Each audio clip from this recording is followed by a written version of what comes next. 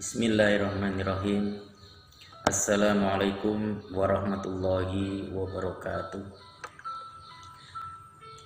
Perkenalkan, kami Kang Dowi dari TPA Al Mualim Depiran. Pada kesempatan kali ini kami akan bercerita tentang seorang yang luar biasa yang bernama Uwais Al-Qarni. Beliau lahir di kota Yaman, dan inilah salah satu kota Yaman. Lahir pada tahun 594 Masehi sampai 657 Masehi. Ia adalah seorang tabi'in yang hidup di zaman Rasulullah Shallallahu Alaihi Wasallam, tetapi beliau tidak bertemu dengan Nabi Muhammad Shallallahu Alaihi Wasallam. Tetapi beliau berada di masa Khalifah Umar, Utsman, Abu Bakar, dan Ali. Nama lengkapnya adalah Uwais Al-Qarni. Dia adalah seorang yatim yang tinggal bersama ibunya yang sudah tua dan juga lumpuh di kota Yaman. Uwais juga memiliki penyakit belang di dalam tubuhnya. Uwais dan ibunya adalah keluarga yang fakir, keluarga yang miskin. Rasulullah SAW sempat berpesan kepada Umar bin Khattab dan Ali bin Abi Thalib untuk mencari Uwais.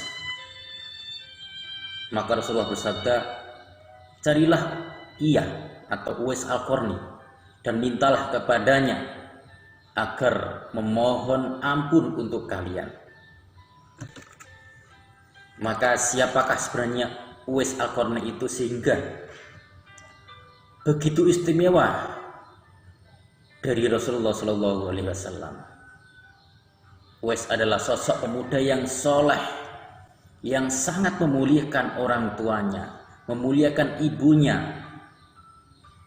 Uwais senantiasa selalu merawat dan memenuhi seluruh permintaan ibunya. Pada suatu waktu Uwais meminta izin kepada ibunya untuk berjumpa dengan Rasulullah Shallallahu Alaihi Wasallam yang saat itu berada di Madinah.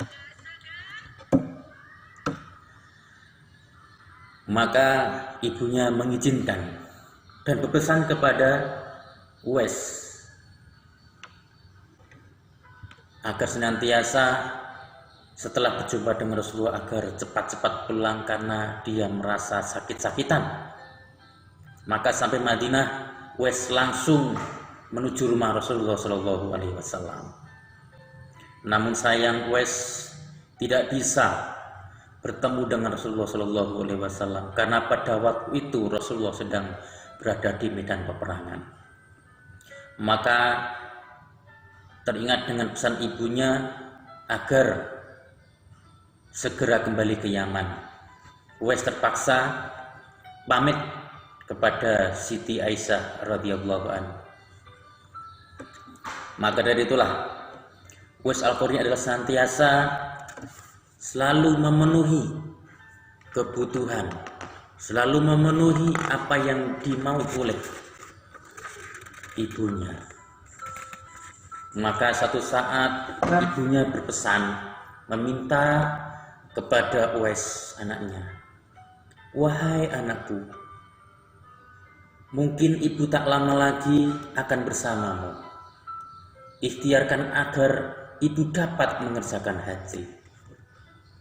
Mendengar ucapan itu, Uwais termenung. Perjalanan ke Mekah sungguh sangatlah jauh, melewati padang pasar, padang yang tandus dan panas.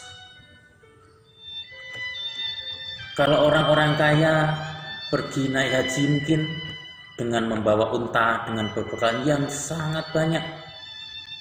Sementara Uwais adalah orang yang miskin.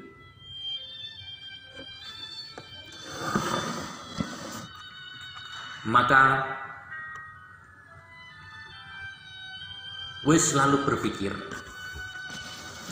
mencari jalan keluar agar bagaimana ia bisa membawa ibunya ke Mekah untuk menunaikan haji. Maka dibelilah seekor lembu. Kira-kira untuk apa? Nah, inilah. Maka lembu tersebut dibuatkan kandang di pucuk bukit. Maka setiap pagi bolak-balik ke bukit menggendong lembu. Meskipun orang-orang mengatakan Uwais gila, Uwais gila. Karena tingkah laku mereka, tingkah laku Uwais yang begitu aneh bagi masyarakat. Maka tidak pernah tiap hari mereka lewatkan selain menggendong lembu naik turun bukit. Maka setelah 8 bulan sampailah di musim haji. Lembu Uwais telah mencapai 100 kg kira-kira. Karena dengan demikian maka otot Uwais sudah kuat untuk menggendong ibunya. Dan inilah salah satu latihan untuk menggendong ibunya. Maka Uwais menggendong ibunya dari Yaman menuju Mekah.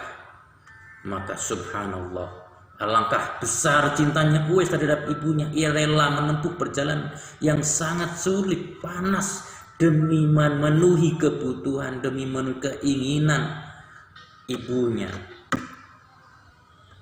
Maka Uwais menggendong ibunya di Mekah.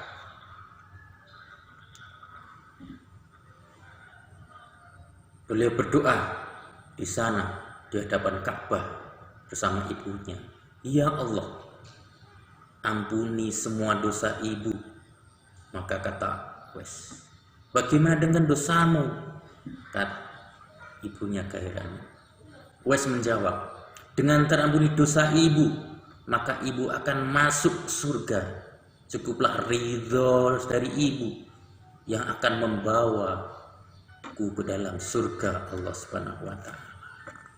Itulah salah satu yang diinginkan oleh orang tuanya kepada anaknya yang mampu menghajikan ibunya, orang tuanya, meskipun dalam keadaan yang sangat berat, miskin. Maka di sana berdoa kepada Allah Subhanahu wa Ta'ala. Karunia Allah, Uwais seketika langsung sembuh dari penyakit sopaknya. Hanya tertinggal putih di dalam tengkuknya. Itulah kisah dari seorang Uwais Al-Qarni yang mampu memberikan pelajaran untuk semua manusia agar berbakti kepada orang tuanya, terutama pada ibunya. Demikian. Akhirul kalam. Wassalamualaikum warahmatullahi wabarakatuh.